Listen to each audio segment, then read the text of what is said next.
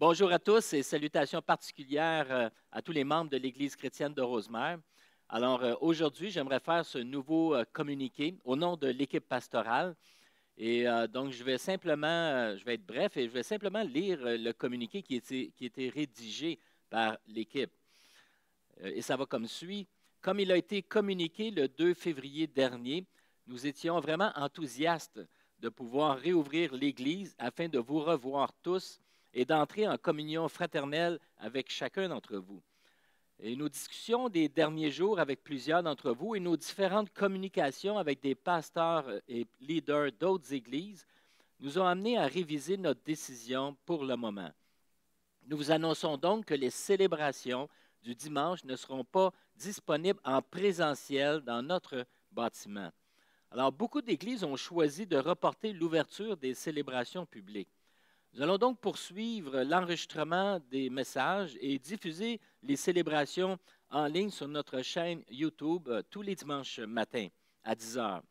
Après mûre réflexion, nous réalisons la complexité, les enjeux et les conséquences d'ouvrir en cette période particulièrement difficile pour tous au Québec. Nous faisons confiance à Dieu et nous croyons que les représentations faites auprès du gouvernement par le REC, qui est le Réseau évangélique du Québec, recevra écoute et portera le fruit espéré. La nature même de l'Église, constituée d'hommes et de femmes croyants, doit être considérée avec la plus grande délicatesse.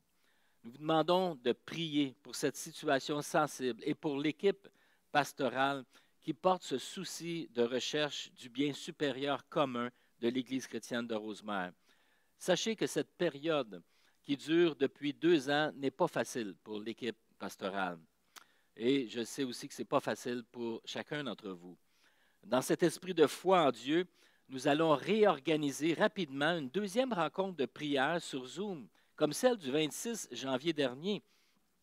La participation à cette rencontre a démontré un haut taux de participation et d'appréciation, ce qui souligne évidemment l'importance de se connecter ensemble dans la prière et le partage fraternel. Nous allons explorer d'autres solutions qui nous permettront de nous connecter ensemble dans les prochaines semaines.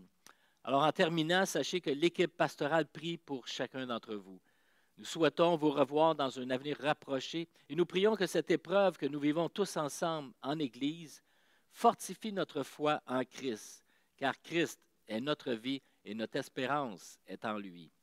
Je vous laisse avec cette dernière parole inspirante de Jésus en pleine épreuve, lorsqu'il dit à ses disciples, « Veillez et priez, afin que vous ne tombiez pas dans l'épreuve ou dans la tentation.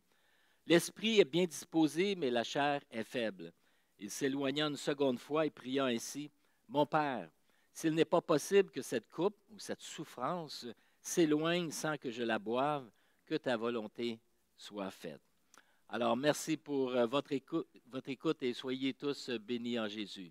Amen.